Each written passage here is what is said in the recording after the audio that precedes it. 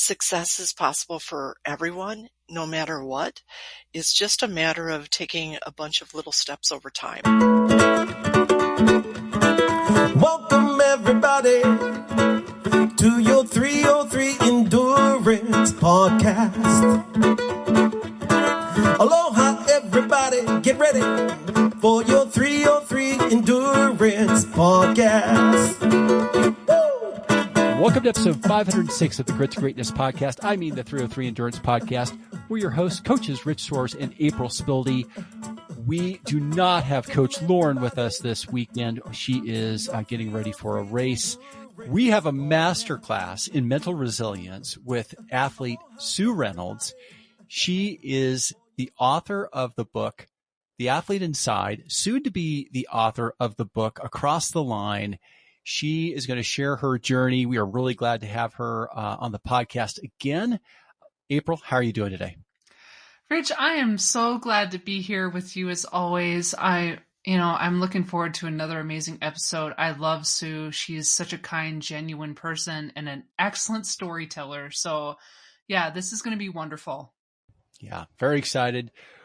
We have a great show, and we are really glad to have Vespa Power as our show sponsor. Vespa Power Endurance helps you tap into steady, clean energy so you can stay strong, focused, and in the zone longer. Vespa is not fuel, but a metabolic catalyst that shifts your body to use more fat and less sugar as your fuel source. Vespa comes in CV25, Junior, and Concentrate. The Junior is a nice citrus orange. The Concentrate is great to put in your bottle. And then the CV25 is just kind of just a big old shot of, it's like, bee pollen. Bee pollen, right? Yeah. Yeah, that's what I think of. Yeah. It's yeah, like a for big sure. hit of bee pollen. Less sugar, higher performance, faster recovery. There's a link here in the show notes. Use the code 303 Endurance 20 and you will get 20% off of your very first purchase. In today's show, we've got a super packed lineup. Rich is going to bring us the latest announcements and endurance news. Then we're going to dive into our Ask a Coach segment with a powerful interview featuring Sue Reynolds. I cannot wait to share that. And to wrap it all up, we're going to have some fun with our nice or not so nice fun segment in honor of the Ironman World Championship in Nice, France. Let's get started. I can't wait. This is going to be so much fun. First, in endurance announcements and news, this is a big weekend, April. We've got the Ironman World Championship in Nice happening this weekend.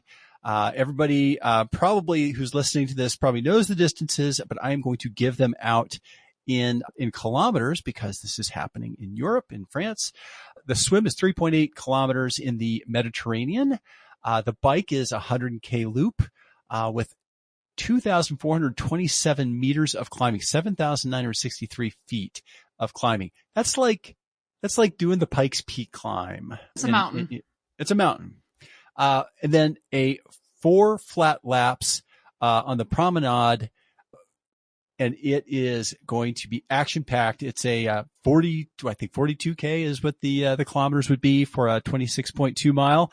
I know that because they use kilometers in Cozumel too. It is going to be a beautiful day. We really wish all of the athletes luck. We're going to talk a little bit about some of the pros here.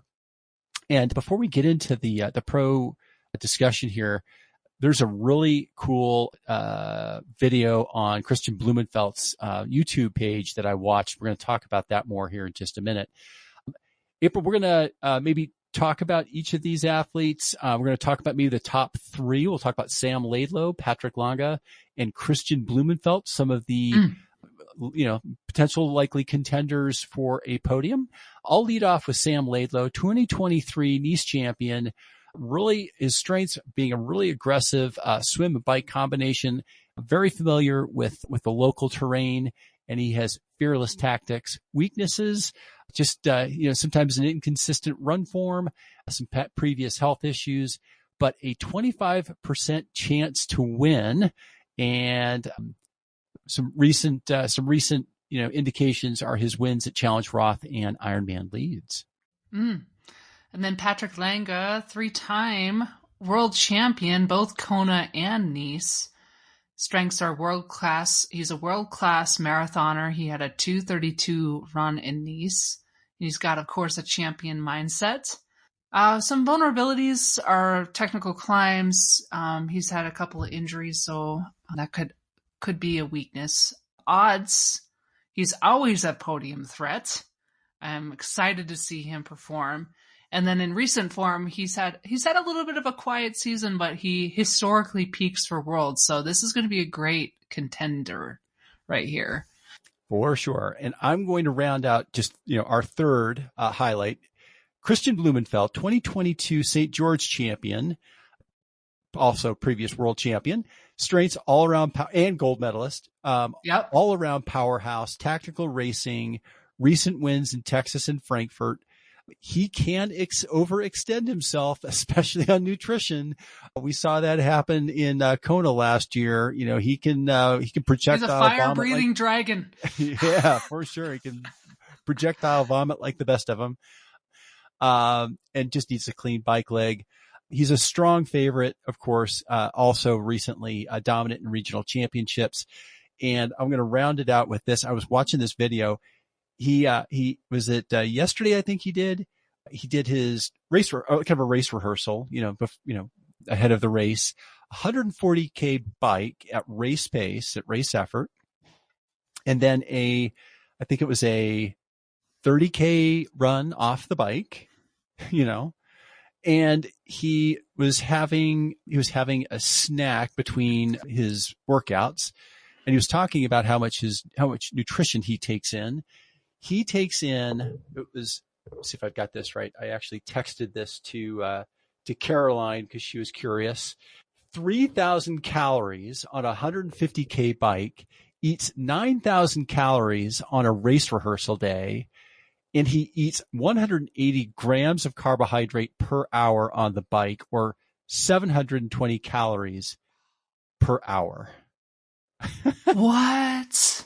That's a lot of fuel. Steel gut. Right? Well, that kind of explains the projectile vomiting. I'm impressed. It's crazy, huh? How about that? Oh, you have to peel me off the ground. I don't know. Also, obviously, watch out for Magnus Dietlev, Rudy von Berg, Gustav Eden, maybe, Leon Chevrolet, Casper Storns, Martin Van Riel, Matthew Marquette, all potential contenders.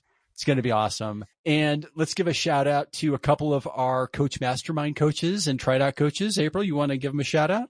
Yeah, Stephen Haran, we're definitely envious of all the amazing photos you've been sharing, good sir. I mean, I love it. I feel like I'm there with him. But yeah, want to give him a shout out. And Coach K, Coach Kurt Madden. You guys are going to kill it. All the Tri-Dot athletes that are out there racing this weekend, good luck. Anybody racing that's listening to this, good luck. Can't wait to hear your stories. Also this weekend, Harvest Moon Triathlon happening this Saturday, Boulder Res. This is by BBSC Endurance Sports, one of Colorado's longest running races. I used to do this when I first got into the sport. This was actually my first half Ironman. No kidding. Distance race. Yep. I've got a picture of my two girls running across the finish line with me at the ages of seriously 4 and 8. I've seen this picture. This is such a great photo. Yeah. So that was that race. I was looking at the weather report for this thing. There is like a 40-50% chance of rain. So be careful, folks. I actually did put in the show notes here some tips on being careful with wet roads, and some tips, things like having some wider tires at a lower pressure, maybe 10 to 15%, from dry conditions. Like I'll drop from 100 PSI down to closer to 80, obviously traction's going to come with good compound tires, like those Continental chili pepper compound tires, and anything that's got some good tread. And of course, being careful with your bike handling skills, being sure to be careful not to corner brake too hard in any places, but especially where you have white paint or things of that nature, anything metal that has a slick surface. Standing water too. I know Sasha was hydroplaning at Boulder Sunset. That was yeah. We kind of all were. It was wet. It was a wet race.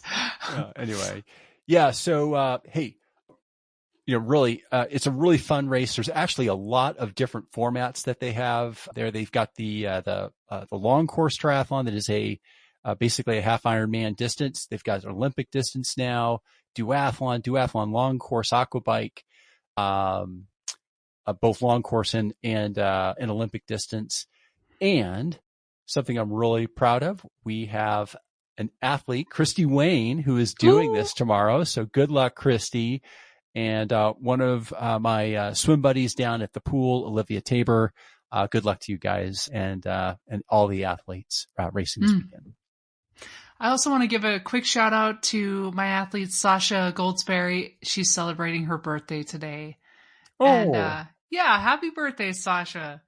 And I have a new athlete. His name is Kevin Cole. He is racing this weekend at Ironman 70.3 Michigan. He's doing a relay with his two sons. He's taking on the bike leg, and his goal is to complete it in under 2.5 hours, which I have full faith that he could do. So shout out to Kevin as well. It's awesome. All right, what are we doing? I will lead us in, Rich, to our Ask a Coach segment with the amazing Sue Reynolds. First, let's bring in our sponsor for the Ask a Coach. That is Grit to Greatness Endurance Coaching. So if you're new to multi-sport, don't sweat it. We've got your back. At Grit to Greatness Endurance, we've partnered with TriDot and RunDot to make training simple, smart, and fun. You'll get personalized workouts, step-by-step guidance, and real results without all of that confusion. You can start with a 2-week free trial when you sign up through one of our links below, then keep going for as little as $14.99 a month. If you've ever wondered if you could do an endurance event, this is your sign. Click the link in our show notes and let's get started. Woo, let's do it. Let's go, people. All right. Our Ask a Coach section is going to be our interview with Sue Reynolds on her book, Across the Line. Back in 2020, we had the privilege of speaking with Sue Reynolds about her powerful memoir, The Athlete Inside, a story that inspired countless athletes with its message of transformation, grit, and the courage to start. Sue showed us that it's never too late to chase a dream and that the journey itself can be the most rewarding finish line. Today, we're thrilled to welcome Sue back to the podcast to talk about her next chapter, literally and figuratively. She's currently writing a new book titled Across the Line, and it's shaping up to be just as bold, honest, and inspiring as her first. In Across the Line, she dares to ask the question that most wouldn't. What would happen if an ordinary age group athlete in her 70s trained with Olympic coaches? What follows is an extraordinary journey, one that takes her from intimidating first sessions with world-class breakthroughs, from moments of deep self-doubt to unexpected triumphs. This is going to be an amazing lesson, I believe, masterclass, as I think we said in the intro, on mental resilience. Let's dive into this conversation with Sue Reynolds and explore what it means to chase excellence, redefine limits, and reignite your purpose.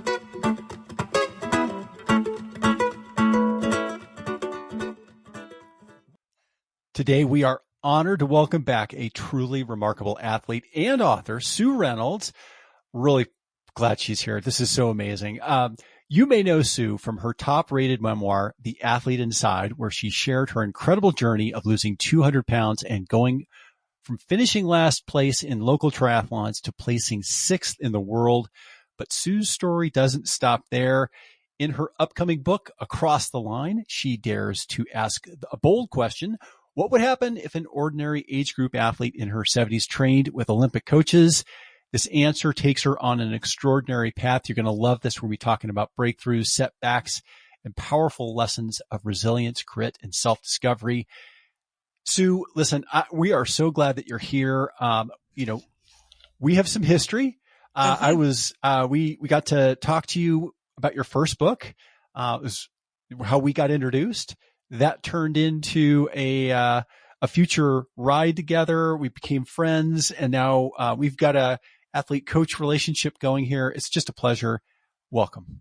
Thank you. Thank you. It's a pleasure to be here. I have such fond memories of the first interview, but oh my gosh, that ride in Colorado on the bike, that was, as I was mentioning a few seconds ago, it was just like, I just felt like I clicked and we clicked, and it was just fun. So yeah, it's fun to be here. Thank you. Yeah, we're going to have some great chemistry here. You, of course, already know Coach April. Say hi, April. Do. Hi, April. Hi, Sue. I'm so glad we get to actually meet in person this way. And I'm so inspired by your story and just genuinely how kind you are. It's wonderful to meet you. Thank you. Thank you. Thank you. And it's been fun watching all your pull-ups. It's so cool that you got inspired to check out your own pull-up bar and everything. Yes, yeah. To reach out and say, where do I get that bar? The plot thickens here, folks. There you go. We're seeing more. Well, for those of you who have not heard Sue in an interview on the 303 Endurance podcast, you guys are in for an absolute treat. We do a little bit of an icebreaker, Sue, with our guests. As you know, we would love for you to play this game, 2 truths and a lie, with us. We're going to ask you for 3 statements, 2 of which are truths, 1 is a lie. April and I will try to pick the lie out of the bunch. I know you well enough that I should hopefully get this, but we'll see. Let's dive in. You give us the 3 statements whenever you're ready. Okay, we'll see which of you can figure this out. So, first one is, I was the president of my class. I was class president. Second one is, I used to play guitar in a rock and roll band. And the third one is that my dad used to call me Sue Bell.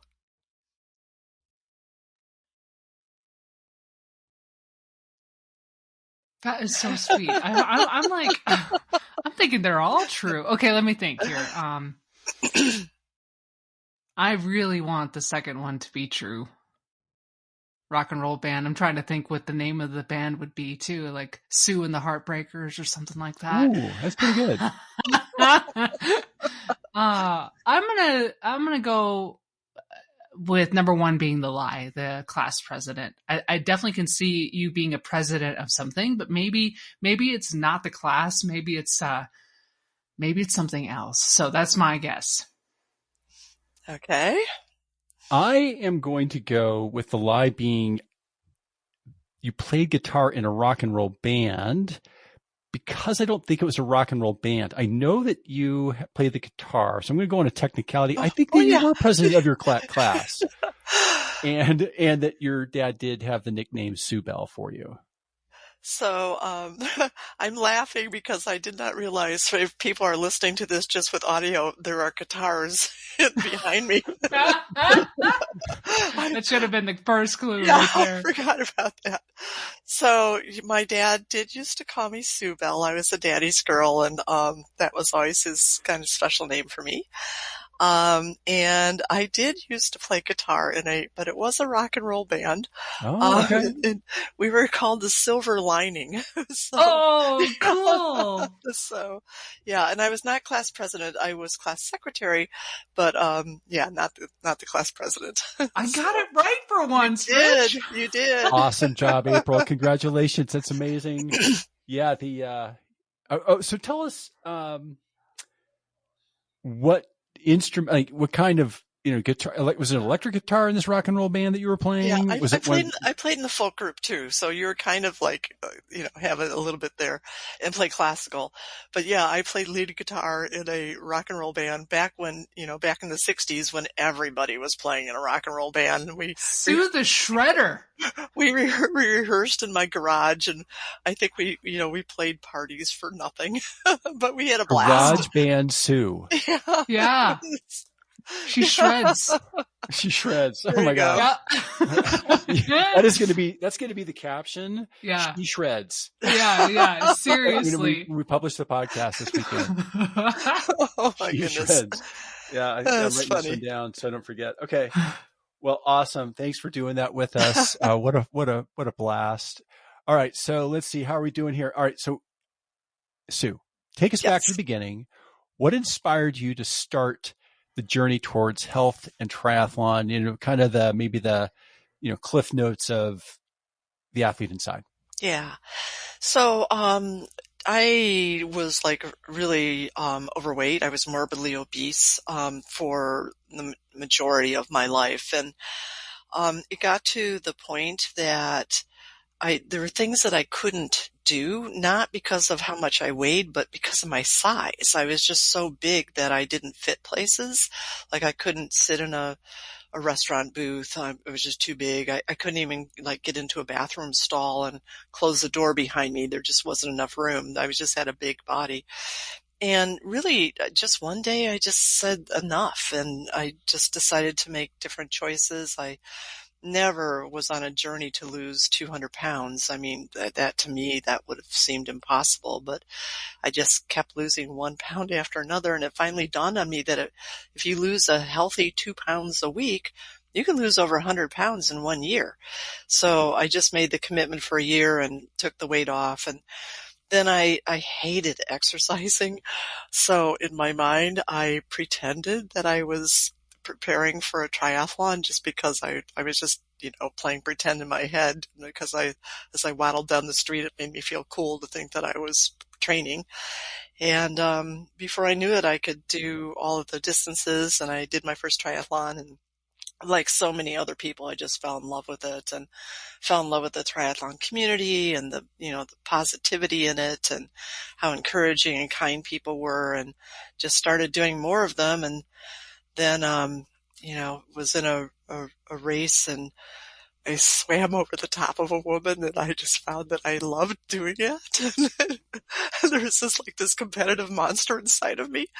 And I just started competing then, and one thing led to another, and, ended up, winning or qualifying for the world championship. And the athlete inside my first book is about that journey. It ends at my second world championship, where I came in sixth and first American. So yeah, and I did that all like in a 4-year period. I mean, I was on fast track. I never knew I was an athlete. I had not done sports in school. It was quite a shock at age 60 to find out that I like sports. I didn't even like watching sports on TV.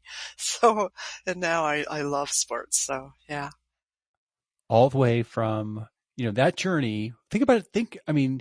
To the top American at the world championship. That's amazing. Yeah, it Incredible. still amazes me. I mean, I'm like, how did that happen? So yeah, I feel very, very blessed. Sue, that woman you swam over, I think that was me. No, I have had the pleasure of feeling that as The funny thing was, in the actual woman I swam over, I think we were in the restroom together, and I was hearing, she didn't know I was in there, and she was hearing me, overheard her tell some other woman that this crazy lady had swum over her. It's the name of the game. Yeah. Oh, but goodness. we don't do that on purpose. It was just, No. her body was there, and my arm was going around, and Yep, it happens. Yeah. It totally happens. Yeah. That is an incredible. If that were you, I apologize. I want to say, it is just truly incredible to hear the kind of the humble beginning, right? That led to this incredible transformation. And the great thing about it is you didn't have all the answers. You had a huge obstacle, honestly. So thinking about that, and I love that you shared that when you were even at your heaviest, you were thinking about, I'm training for something, even though it was like, it's a mental skill, right? Mm-hmm. That to me is a real nugget of gold right there, because I don't think a lot of people look at it like that. They might be just looking at their body like, I can't wait to get this weight off. I can't wait to, or I'm never going to do this because I'm not this, right? But instead you switched it. I don't even know if I can do this, but I'm going to use this as a tool, even if you were conscious of it or not. Yeah, which for is sure. just genius. I've never heard anyone say it like that, right? Well, and I So, think that when there's something that we don't like to do, if there's purpose to it, if we can give purpose to it, it becomes tolerable. mm, And, whatever, it's something in your work or something in your family, if you have a new baby, doing the dirty diapers, if there's something you don't like to do, if there's purpose to it, then that becomes something that you can tolerate. So I was just giving purpose to this exercise yeah. that I didn't like to do. Yeah, but it made a difference. So yeah, you're right. I mean, I feel like you literally visualized your success into being, you brought it into reality. And I would love to know, what is the most surprising thing you learned during this transformation that occurred? Yeah, I think that really in the first half of the journey, the biggest surprise was just having it was something that I always believed, but I had proof of it, that success is possible for everyone, no matter what. It's just a matter of taking a bunch of little steps over time. And if you're willing to be consistent and just take those little steps over time, you can accomplish whatever you want to do. I mean, I lost 200 pounds and ended up going to Worlds. If I can do that, anybody can do anything. But it was just little tiny steps. It wasn't like a big jump. It was just having the patience to just do it a little bit at a time. So, yeah. That sounds like lining up the dominoes to me, Rich. I'll tell you what, I wrote down the time because that is exactly the teaser clip that's going to be at the front of Yeah. this episode. So good. I so thank you for sharing that. I think consistency and I think that is absolutely the map that can help a lot of people For sure. to not only take the first step but continue on and trust the process, right?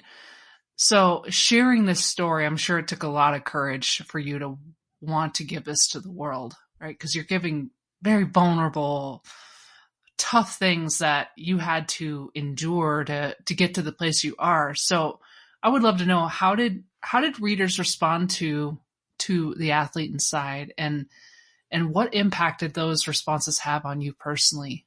Yeah.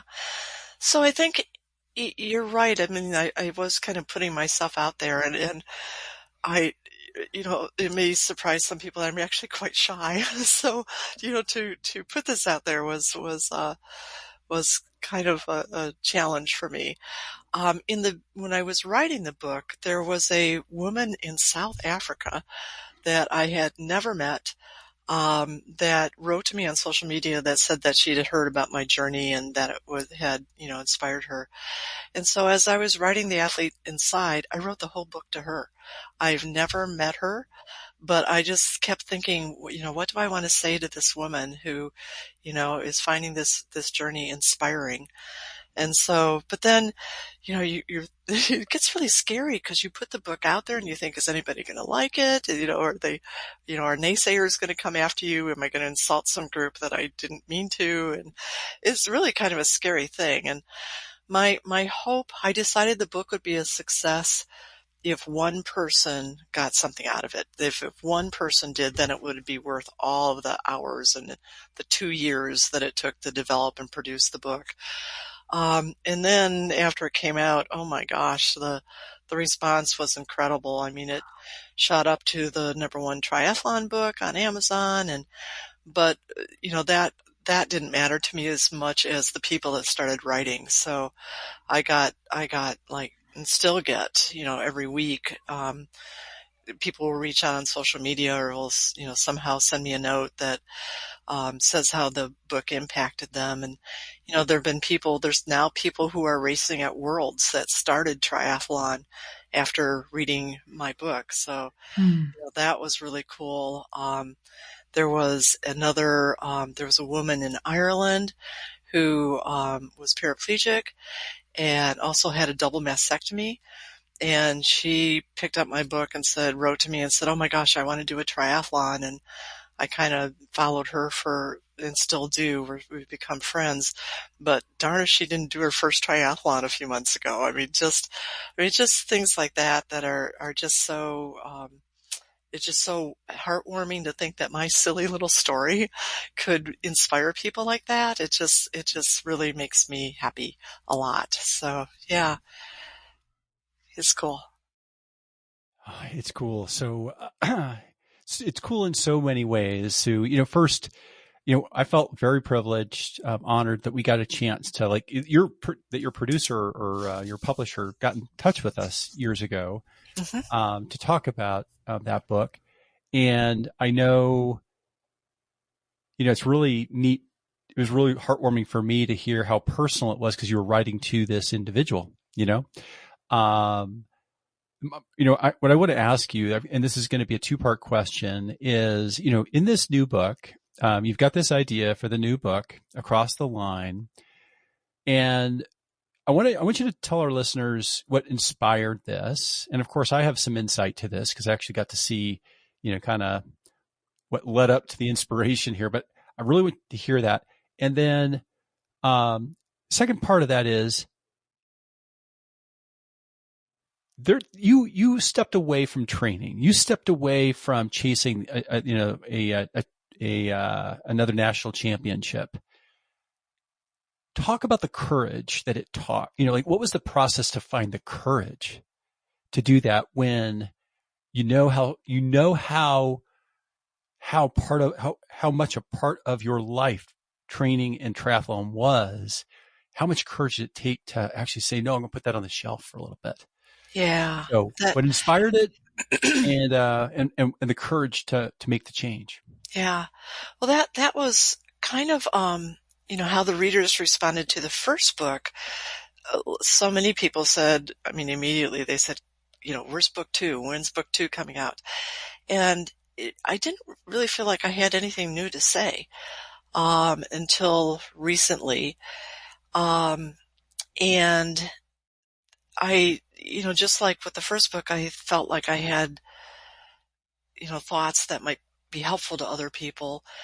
I'm finding that in the last, several years when I've been working with Olympic level coaches, that I've learned some lessons, some of them the hard way, that I thought would be helpful to others. So that was really the inspiration. There was so much. So to kind of take you into the second book, my first coach I worked with for 8 years, who was Coach Brandt, that is like the main character in the first book. And after 8 years, Brandt decided he wanted to go a different direction, and so I had to find another coach. And I just started thinking, like, why not work with an Olympic coach? I was just curious, like, what would an Olympic coach bring to the table that, that might be different than a local coach, if anything. And I was also really, really curious I've always been curious about mental strength. And I kept thinking, I knew that I know that I have some mental strength, but I kept wondering, is there a level of mental strength that is so far beyond me that I don't even know it exists?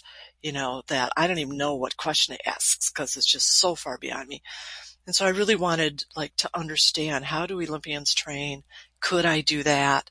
How do they think? How do they feel? Is there something there that I should be adopting into my own training? So I had been doing some consulting work with Bobby McGee, the run coach, who's been a guest on your podcast. He's just wonderful. And he hooked me up with Jim Vance to become my triathlon coach. And the two of them co-coached me for a year and a half. So that was pretty cool. And Jim Vance, of course, is also an Olympic coach, having coached Ben Canute for many years. Also been on the podcast. Oh, he has. Oh, cool. Cool. I think I missed that one. I'm going to have to go back and find it. Oh my gosh, I bet that's great. Running with Power. Okay. Oh yeah. And actually that's exactly why I went to him, because I'm such a data geek. And I thought, oh, he understands data. So yeah, so I started, yeah. Okay. So I started working with Olympic coaches, and the more I did that in my career, before I retired, I worked with the developmental needs of young people. And I started seeing like some similarities about how athletes have developmental needs as well. And really with these coaches started to see that as an athlete, of course I had physical needs and I needed training plans and I needed, strength and mobility and the physical parts. But I also started realizing that I had intellectual needs and that's huge for me, that I want to understand why I'm doing what I'm doing. I want to understand why my bike works the way it does. I just like learning. So I had intellectual needs. I had emotional needs around, being comfortable and not fearful going into races, not worrying about what others thought, all of that emotional part. And then a fourth category was spiritual needs, which for me, spiritual meant not like religion, but spiritual meant living by my values, the connecting my values with what I was doing in sports. And so as those things started to emerge for me, another thing was I got fascinated with the coach-athlete relationship. That also dovetailed really nicely with my career. And I started looking at is the relationship coach centered, where the athlete just does what the coach tells them to do? Is it athlete centered, where the coach tippy toes around and tries to keep the athlete happy? Or in my work, we talked about things being vision centered, where it wasn't about any person. It was not about the coach or the athlete. It was just about where are we going and what is the role that everybody's going to play to get us there. So as I started kind of thinking about how all my world of work applied to coaching, I realized that I had other messages that I could give to people through. And then my favorite way of teaching is storytelling. So I just thought, I'll incorporate all of that into another book about the crazy journey of working with these Olympic coaches. And then the final story, which is really what made me want to write the book, was so after Jim Vance, I worked with Sarah McLarty for a while. She's a fabulous swim coach in Florida. And then my final coach just kind of happened. I wasn't seeking a coach. He came to me. But that was with Darren Smith, or Daz, who is like the winningest coach and one of the winningest coaches in Olympic history. I mean, he's amazing. He's from Australia. But I just met him by chance and we're chit-chatting, and he says, would you like to do a run session with me? He's retired, and that was like an amazing opportunity. And that it kind of evolved then into him coaching all of my triathlon. But he overtrained me. And no, I shouldn't say it that way. Because it's not all about what Daz did in terms of how much workload he gave me. It was also about the recovery that I was putting in. And those things mismatched. But as a result, I ended up being overtrained. And as I researched overtraining, there's been a lot written about the causes and the symptoms, but there's really very little written about the psychology of overtraining and how do you get out of overtraining. I think from what I've been able to gather, most people who really get into serious overtraining syndrome don't continue. And so we don't have stories from people who keep going. And so I wanted to tell that story, and especially about, I call it the invisible vortex, how you get just sucked into overtraining. You don't even realize it's happening until it's too late. And then you have to crawl your way out. And yeah, so that was kind of the inspiration for writing the book. And then stepping back from nationals, I brought myself back from, this is kind of a funny story in a way. I mean, in a weird kind of way, but I spent a year and a half recovering from overtraining. I go to nationals in Omaha last year, and that was to be my comeback race. And I was so excited. I was going to get to do a sprint. And it was the first one that I had permission from my coach to actually go hard in. And the day before the race, I kicked my trainer and broke my toe and had to drop out. So yeah, it was just like, and it was just, I mean, just emotionally, it was, oh my gosh, I worked so hard to get to this point and now I can't race. Yeah, and then I decided that, I had to be off another month, and then Milwaukee was coming up, and I knew I couldn't be, I didn't even know if I could like limp through the run with a broken toe in Milwaukee. So I decided to just take some time off. And I think that was a really, really hard decision because I was so used to like wanting to be strong, and being strong is what got me into the overtraining too. Being strong meant that you didn't quit. You didn't say no. You did what you were asked to do with a smile. And every time, this is part of, I think, the psychology of overtraining, every time I performed really well, it felt like the workouts I was doing with Daz were crazy hard. But every time I finished one, I felt like I had just completed a 70.3.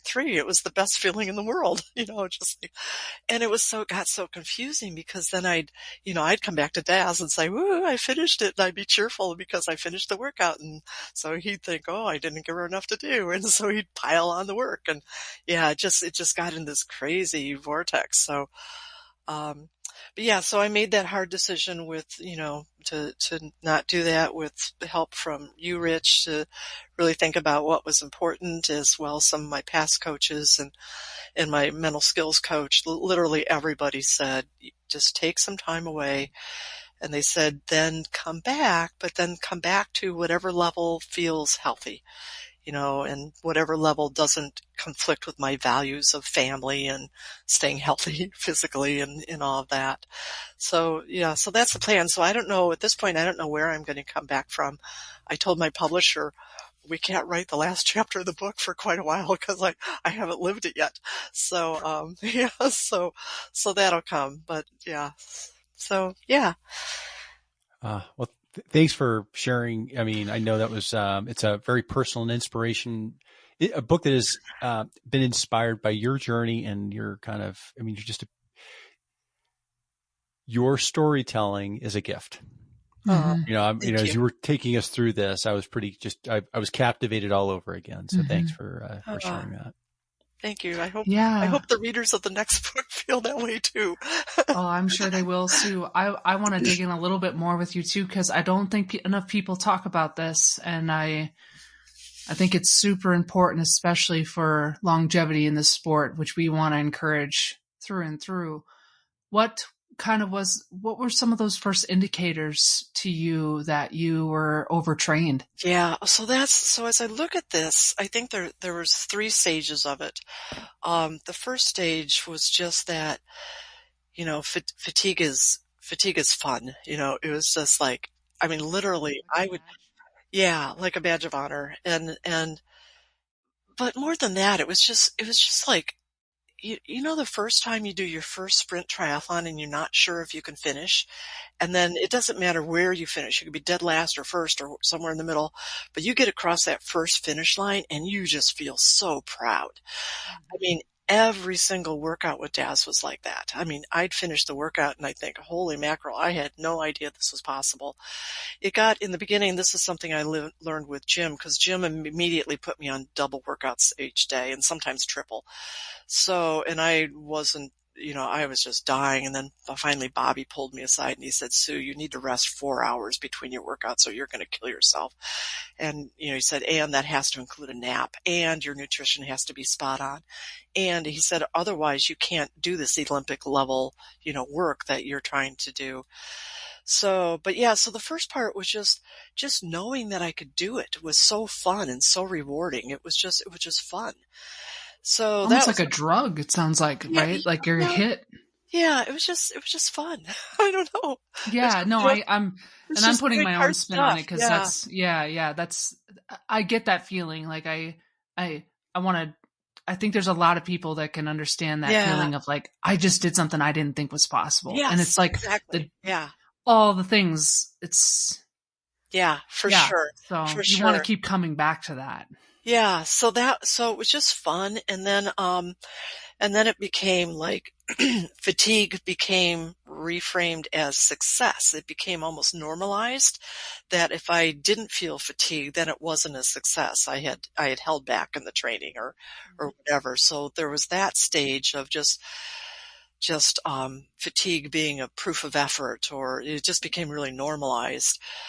And then the next stage, which is kind of will allude to your question, the next stage was just this stage of confusion. So I was seeing the symptoms. Daz would have me do a long bike that I was supposed to do at Easy Watts. And all of a sudden my Easy Watts felt like threshold watts. I mean, like, I can remember it was a 3-hour ride, and I remember being in tears because I could not do Easy Watts. And I should have just been able to get on my bike and go. And I was doing Easy Watts, and I was having to stop every like 7 minutes to take a rest. I just couldn't do it. So I had that. I had the restless sleep at night. I'd go to sleep. I'd wake up an hour later, couldn't get back to sleep. I hated going to bed at night because then I knew I'd wake up in an hour. And then, part of it is that your hormones are out of whack, which is for your listeners who have ever been pregnant, and you know that your hormones are out, and then you get moody and everything. It was a lot like that. I mean, I would just cry for no reason. And my husband would say, "Why are you crying?" And I'd say, "I have no idea." So yeah, it was just, my mood was just crazy. But the part that for me, and I think this is the part that I think is where people get sucked in, is that I had all these symptoms, but then I went into denial with all of them. Like when I couldn't hit my watts, I just assumed that my power meter was broken. And so I wrote to my coach, "I'm not hitting my watch. I think my power meter is broken." So Daz doesn't really have any idea what's going on because I'm telling him my power meter is broken. So I'm not sleeping at night, but I know I've been trying to get more sleep at night. So I'm thinking, well, my sleep rhythm's just off because I'm trying to sleep more. All the symptoms that came up. And the biggest one is the excuse I made was, "Oh, you're just being a weenie. You're just being weak. Push harder, push harder, push harder." And of course I was just making it worse. And yeah, so it was just, and then all the time because I'm making excuses, and I didn't realize they were excuses. I thought it was legit. I really did think my power meter was broken. I mean, cause if you can't put out the watts, and all of a sudden what you're doing feels like threshold, and your power meter says you're doing 40 watts. It's like, something's not, it must be the power meter's broken.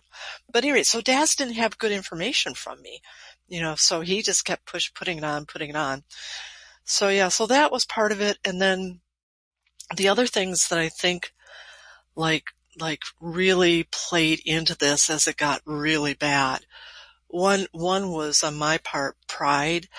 I have never been a quitter, and I've always done I was raised to do whatever a superior asked me to do, and a little bit more. And one of the first lessons I had to learn in triathlon is to not do a little bit more than my coach asked me to do. But I always did, whatever Daz put in front of me, I did, what he wanted me to do, and felt good doing that. So it was a matter of pride. Like I didn't want to go and say, "Coach, I can't do this." Or "Coach, something's off here." I didn't want to be a weenie. So that was hard. And then the other part that I think played into this big time, and I know you both coach, so you might, have some thoughts about this as well. I think there has to be like trust between the athlete and the coach, but also the coach and the athlete. And I think this, and I've not coached, so I don't know this, but I would predict that one of the hardest parts of coaching is really knowing how hard to push the athlete. Is the athlete, cause let's face it. I mean, we can be weenies, and we do need to be pushed by coaches. And that's what coaches do, is they draw out, especially at an elite level, they're drawing out the last 2% of what you've got in you.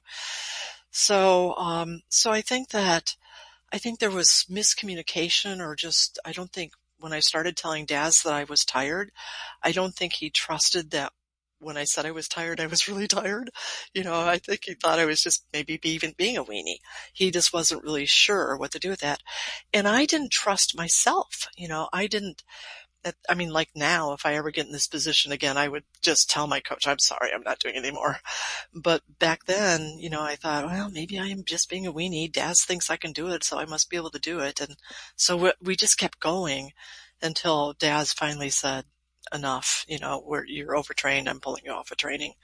So yeah, so that was how, and you can see how it was kind of an invisible vortex. There was denial, there was pride, there was just all this stuff that just, pulls you Sucked in. in. Yeah. Mm-hmm. Yeah. And then getting out was, that was difficult as well. So yeah. Sue, how long did it take you to get out? Um, I think about a year and a half. Yeah. So like, and for people who don't know, I've learned that a lot of people really don't understand what overtraining syndrome is. So there's overreaching, which is a good thing, where, your coach trains you like crazy. You're at the end of your block and you're exhausted and you don't know how you're going to have enough energy to eat dinner. But then you rest and you recover, and you're, 3 or 4 days later, you're ready for the next block. But in overtraining syndrome, your body gets mixed up about when you're resting and when you're not resting, when you need cortisol and when you don't need cortisol. Your hormones get all messed up. And so you don't recover with rest. And I think that's like when I went to my doctor like almost immediately, and there's no one test to test for overtraining syndrome. The way they do it is, the doctor listens to your symptoms and then they rule out everything else. So we ruled out, heart issues. We ruled out everything else it could have been, iron deficiency, all that stuff. And then, but for the doctor to say that it was truly overtraining, I had to be like off training for a month and then still have the symptoms. And, that was it. And then we tried to come back.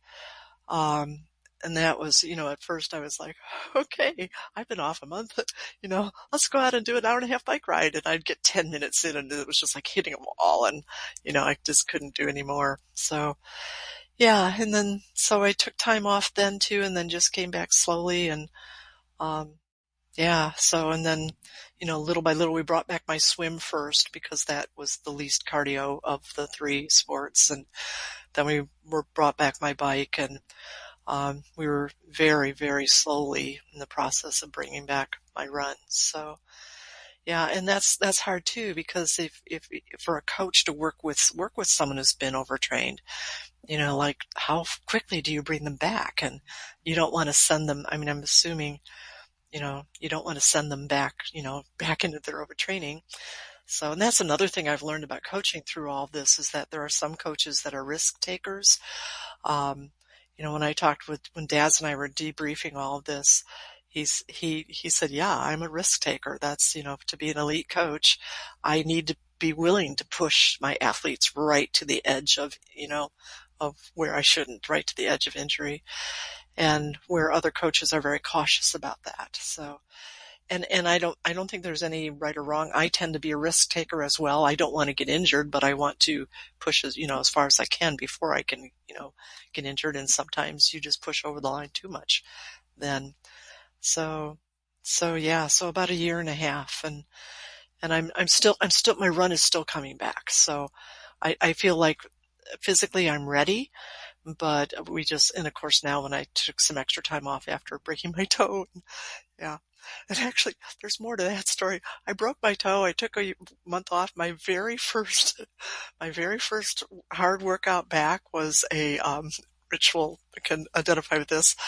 It was a run time trial that not that I had run hard for the duration of a 5K, like I did it the week before, but for some reason I decided to do the time trial on a track, not realizing that it was a black track and it was a sunny day and how hot it would be. So I go straight from broken toe into the next hard workout and get heat stroke and end up in the hospital for another 3 days. It's just, No. Oh my so, gosh. but that's okay. I mean, that's what, you like you're saying, you learn and you keep forward. I keep going forward. I will never run on a black track again in a hot day. So yeah, that was not fun. So There are two words I want to follow up with you on this. First is the trust piece of this. yeah. The trust between the coach and the athlete and how mutual it is. And, and you said, you guys have coached a lot of athletes. So, you certainly know the importance of, the individual athlete and trying to figure out how much they can take and how much they can't. That is a dialogue. That's a conversation. Yeah. There's data, of course, but you and I, it's the conversation that you have and how honest and open you can feel about, just, sharing how you truly feel, and also, being willing to talk about, hey, and point out, like, are you crossing too far of a line, taking too much of a risk, and figuring out what that is, just how much risk you can take as an individual. Yeah. And you've talked a lot about, you did a very different journey than most age group athletes. Before you switch gears, can I come back to that?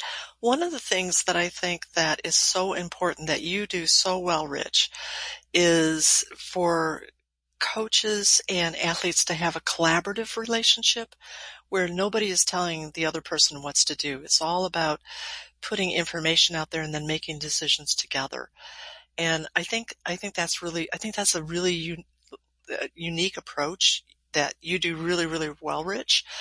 And I also think that it takes courage on the athlete's part, because that means that I've got to be vulnerable to say, I cried in this workout today, or I didn't want to do my workout, or, I have a family issue going on and I'm bringing extra stress to the table in addition to physical stress. And you have to own your part, essentially, as the athlete. Yeah.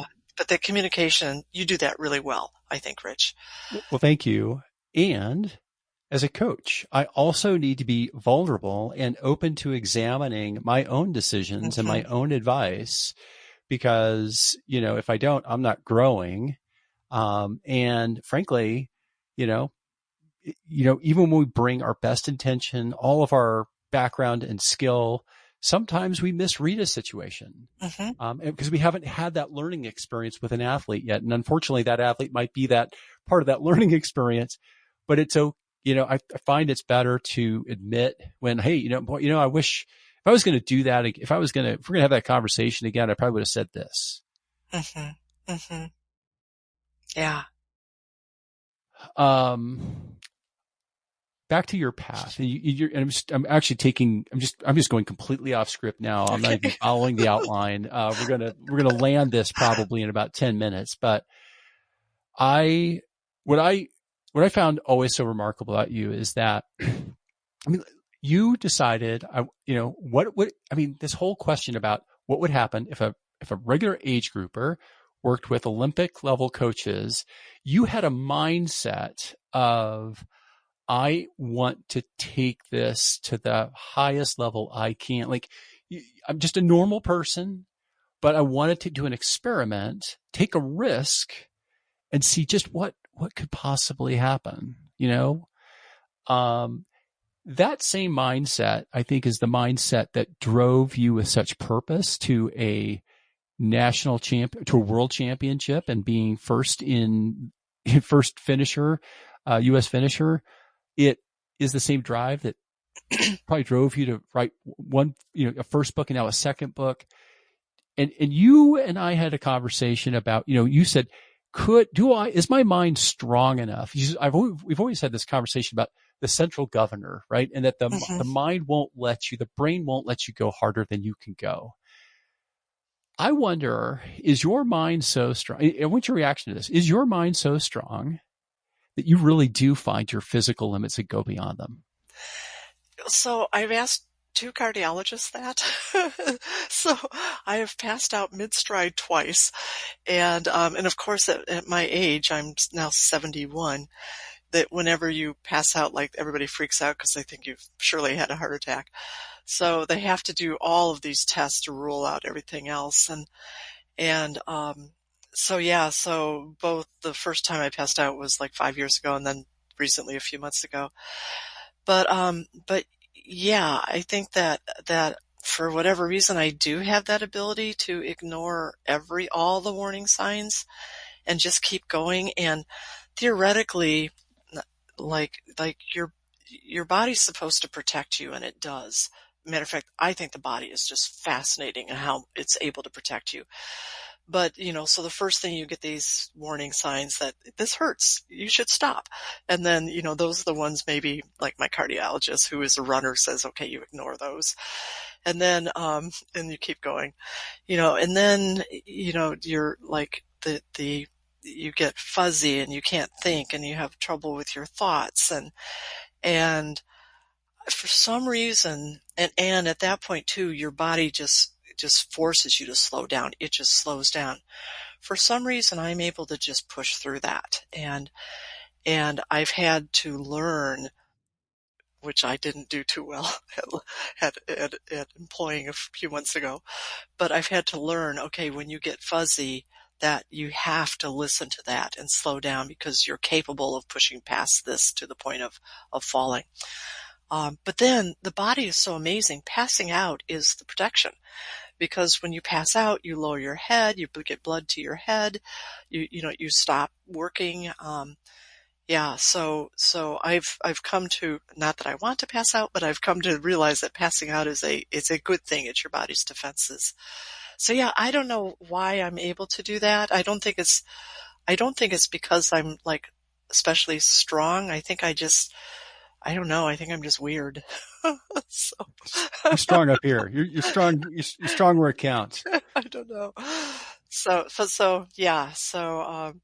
But on the other hand, I've learned, and this is, I think, a blessing as well for me, is that, this is one of the things I learned about me in this journey, is I started working with a mental skills coach, also. I was really lucky because I was looking for these Olympic coaches during COVID, and none of them had full rosters. And so they all said yes to me. So that was how I got in. It was just really, I just lucked out. But I'm working with a really top-notch mental skills coach. And what I learned was that I was pretty good with mental skills to begin with. I thought there was some other, magic thing that Olympians did, and I realized that I had it all along. I just didn't know it. But I'm very, very fortunate in that I don't have to think about it. Like, just things pop into my head, like without thinking about it, I'll start counting backwards from 5 to 1 over and over and over again. Or without thinking about it, I'll chunk a course into 20 feet sections and just tell myself, okay, keep the form for the next. Or I'll do silly things. Like, one of my favorites is I pretend I'm a sports announcer, and in my head, I must play pretend a lot, but in my head, I'm going, the sports announcer is saying, and there's Sue Reynolds. Oh my gosh, look at how fresh she looks. Look at her form. It's the end of the race, but she looks fresh. Oh my gosh, she's going to do fantastic.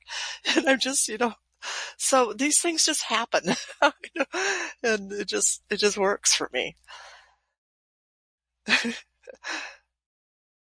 Yeah, I love that. I can just see the reel going with the announcer. That is such a cool trick, Sue. Yeah. I love that. Yeah. And there's others and I listen to a lot of podcasts, including yours, because, you just glean all of these tips. Yeah. And even if I listen to 3 podcasts and glean one tip, that's worth it. And it's also affirming for, everything that you're already doing well, to hear some experts say, this is what you should be doing. And you're thinking, oh, I already do that. But I heard Bobby McGee once, and this one I just put in my toolkit of mental skills. Bobby, he talked about, and then he, when he was working with me, he advised me, he said, when it starts to get, well, one, he never let me use the word pain. I always had to he wanted me to call it sensation. I think I ended up using the word discomfort. But when the discomfort would come, he would say, just say, so this is what I say. I say, "Hello, discomfort. I've been expecting you. Where have you been? Oh, I'm so glad you're here. Would you like to dance? Okay, I'll lead. Do you want to do the Watusi? No, let's do the waltz." And so like I'm leading pain doing the waltz as I'm running in the race. It's just crazy stuff, but, but it Oh, that's works. delightful. I mean, all of these little tidbits could be a book all of themselves, just on Yeah. mental skills, tools that you have. I mean, you could just call it Sue's mental skills toolkit. Well, Dance with the devil. yeah, Yes, with the devil. I tried to weave them into this new book just through telling the stories and stuff, but yeah, we'll see. Oh, Sue, I can't wait to read this. I have one more question for you. Okay. What do you hope readers, especially athletes, older athletes, or those who are just starting out, what are you hoping they take away from Across the Line? I think really the question of why not me? That, why can't I train with an Olympic coach? Why can't I do a triathlon when I weigh 335 pounds? Why can't I apply for this job, or why can't I whatever? So yeah, so that's the big one. And just why not me? That everybody can be a pro. Everybody can do what they want to do. So yeah, that's the big one. Wow. Like, I don't want to, I want to land there. That is just a beautiful way to wrap up our conversation. So you gave us and by us, I mean everybody who's listening to this, and April and I feel like I got a lesson tonight. We're going to record the wrapper for for this interview here, and you've delivered all of the points that we could ever envision. So yeah, this was just excellent. Thank you. Well, it's always a pleasure to talk triathlon, but especially with you two. This has been a lot of fun for me too. Awesome. So well, we are rooting for you. Thank you you so much. Thank you. Yeah. And you will be back on the podcast when you release the book. Yeah, it's scheduled right now. It takes forever to after you first have to write it, and then they has to be produced and everything. It's being published by 80/20 Publishing, which is Matt Fitzgerald's group. Yeah, so I was really pleased because I have a publisher that totally understands endurance sports. So, which is why I made the switch to them with the second book. But so cool. Yeah, so it's coming out in 2027. So it'll take. I have a little bit of time to finish writing it, and then they have time to do all the editing and the production and all that stuff. Yeah. Here's a little bit of serendipity. This podcast, my doing the podcast, was originally inspired by Dave Warden, Coach Dave Warden, yeah, who had the Tri Talk podcast back in 2000, 8-ish or whatever that time period was. Maybe it was 6 to 11 or something like that. And he actually helped me start the podcast. Oh, cool. And he's, of course, partners with Matt Fitzgerald. Yeah, yeah. It's what a great team. And, to be able to work with folks that are walking the walk with me has just been, totally inspiring. And I feel extremely blessed to have found this partnership. Yeah, wonderful. Yeah. Okay, cool. Well, great. We'll have you back. Thank you so much. Okay, so April, we had this whole kind of post-interview lesson on, overtraining versus overreaching, and what was the difference between the two. We were going to talk about, a get gritty tip on, redefining your why. I really don't think that there's anything else that we could possibly say that Sue didn't already. Exactly. That was such an inspiring and incredible and vulnerable interview. I gotta say, she really had just a wonderful way of sharing something that was deeply personal. And I just appreciated, one, that she very beautifully explained what happened with her overtraining syndrome. I've never heard anyone explain it or even be willing enough to go there. So I want to say thank you to her for that, but also just the ability to follow along in her story. And, I know it resonated with me. I could see myself in a few of the things that she shared. And I could also see like, wow, this is really insightful too, as a coach.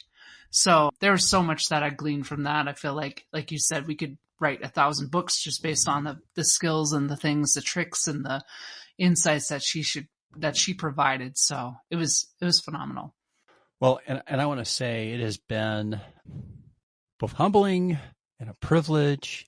And I felt so just fortunate that we she and I connected years ago, and that, our relationship has developed and taken different forms over the years. Mm-hmm.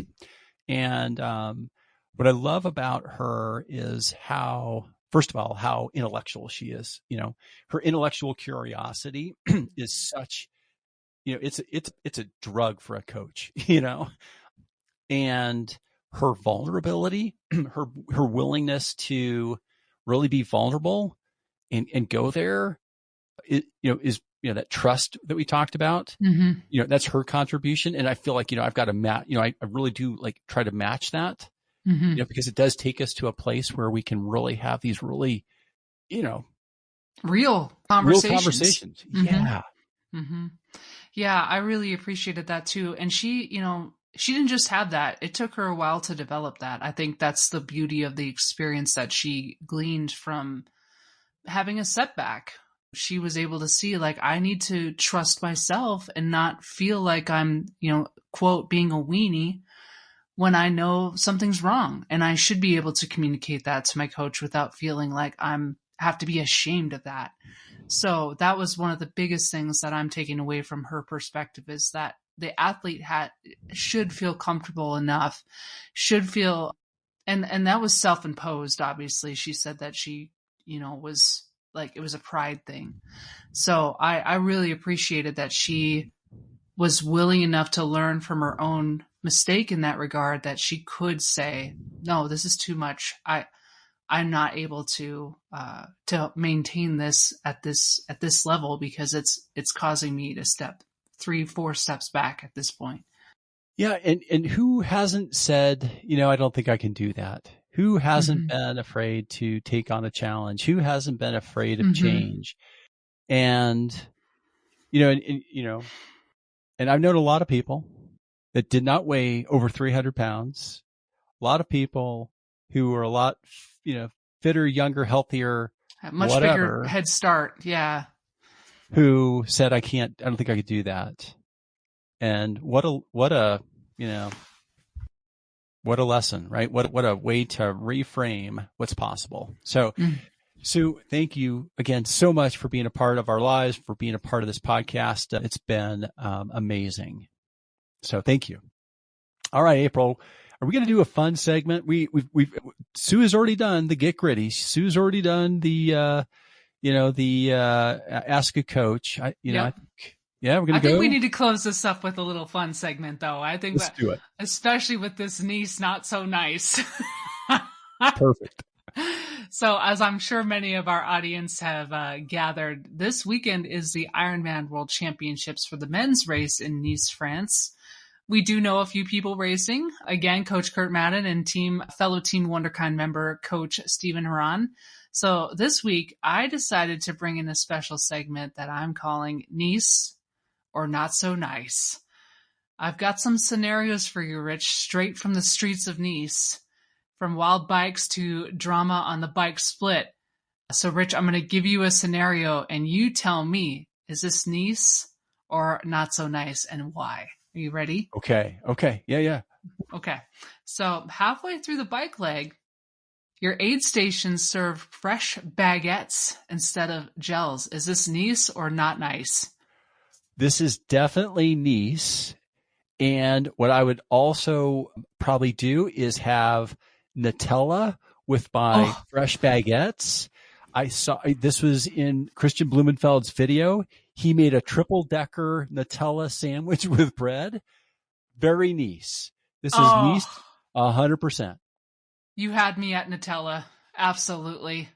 That's like one I of mean, my favorite things. it was like a 300-calorie sandwich. It was great. Yeah, he needed it.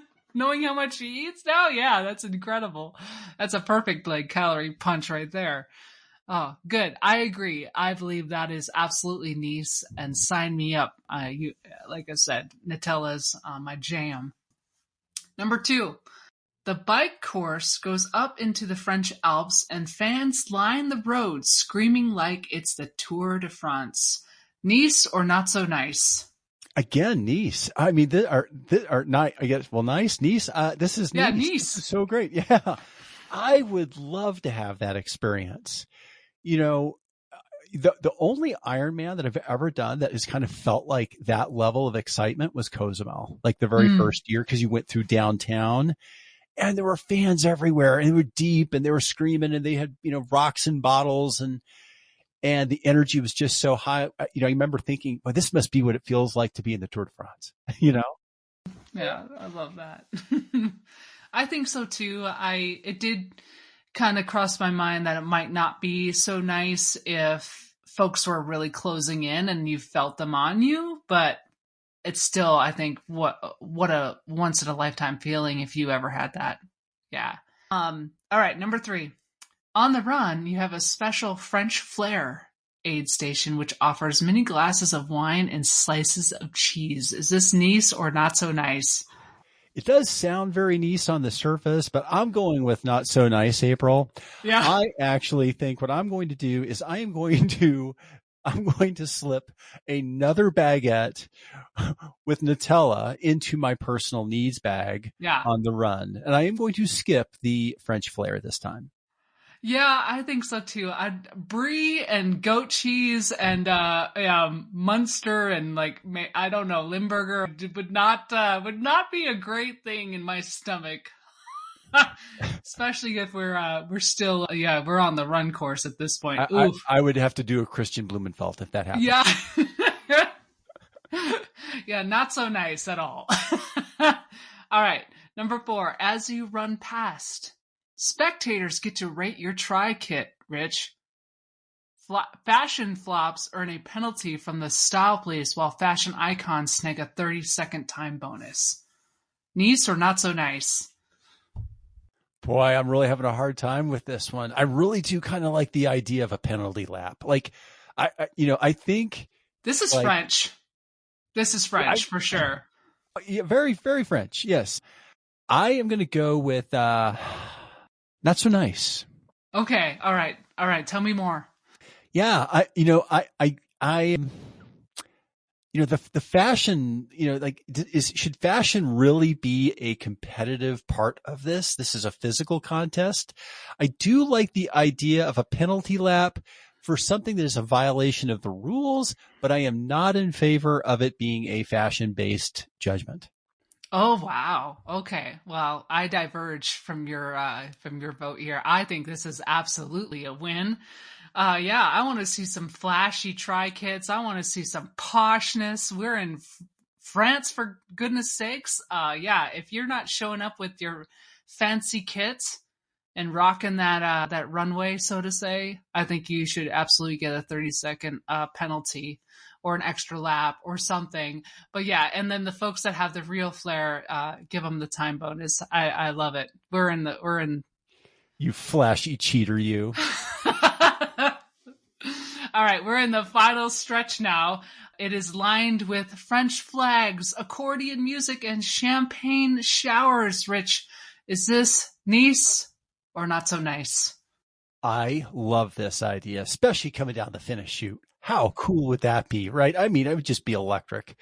There's something about France that just is, I don't know, it just puts you in a, happy space, and just, I feel like running past all the French flags and at the finish line, having some champagne sounds great. Oh, yeah. On the run, it's, the wine sounded terrible, but here, yeah, I'd go down the finish line with a bottle of champagne in my hand. Heck yeah. Yeah, me too. This would be awesome. I keep thinking about the Olympics and I don't know if you saw that rock show that they put on where Marie Antoinette's head is their It was an opera rock. It was insane, and it was my favorite part of the whole show. And that's what I was thinking about when I read this. Is like this is my version of French celebration. I don't know if that's PC or not, but that was that's what I thought of. Well, I mean, when you went to the Olympics, I immediately went to the water conditions in the Seine for the triathlon. I was like, that actually would have been a good Nice or not so nice. Yeah, not nice at all. So of all these scenarios, there are definitely some Nice and maybe not so nice. What we love about Ironman in Nice is that it can flip in a heartbeat. Which scenario do you think you will surprise us with the most this weekend? Hit us up on the socials. Let us know what your picks are and if any of those sound nice to you. Oh, April, this whole episode was just so nice. Folks, thanks for listening this week. Be sure to follow us at 303 Triathlon and at Grit to Greatness Endurance. And of course, please go to iTunes, give us a rating and a comment. We appreciate that. And you stay tuned, train informed, and enjoy the endurance journey. For your 303 Endurance Podcast. It's your